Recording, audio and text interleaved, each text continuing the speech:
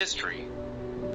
In Mecca, the Prophet spoke of peace and one God, facing harsh opposition from the Quraysh. Yet, the early Muslims stood firm against adversity. After years of struggle, the Muslims find refuge in Medina, where justice, brotherhood, and the very first Islamic state take root.